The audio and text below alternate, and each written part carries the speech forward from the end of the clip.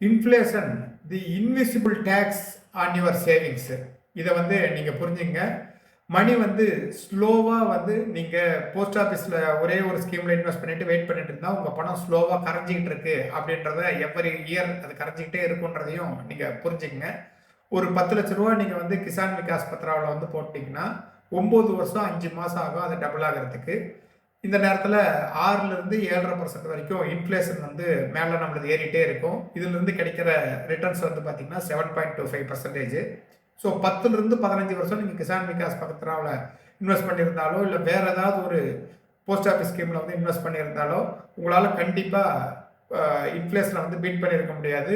நீங்கள் பணம் கொஞ்சம் கொஞ்சமாக கரைஞ்சிக்கிட்டே இருக்கும். அந்த 10 லட்சம்ன்றது கூட அதோடைய வேல்யூ வந்து அது தாக்கு பிடிச்சி நிற்காது. ஸோ நீங்கள் ஒரு இன்வெஸ்ட்மெண்ட் பண்ணுறதுக்கு முன்னாடி எதுக்காக பண்ணுறீங்க, என்ன டார்கெட்டுக்காக பண்ணுறீங்க, உங்களுடைய லட்சியம் என்னன்னு புரியாமல் நீங்கள் தயவு செய்து இன்வெஸ்ட் பண்ணாதீங்க. அடுத்தவங்க சொல்கிறாங்கன்றதுக்காக கண்ட இடத்துல போட்டுட்டு கடைசியில் உங்கள் லட்சியத்தையும் அடைய முடியாமல் பணத்தையும் வளர்க்க முடியாமல் நீங்கள் தடுமாறாதீர்கள். இதுதான் நான் உங்களுக்கு சொல்கிற ஒரு அட்வைஸ்.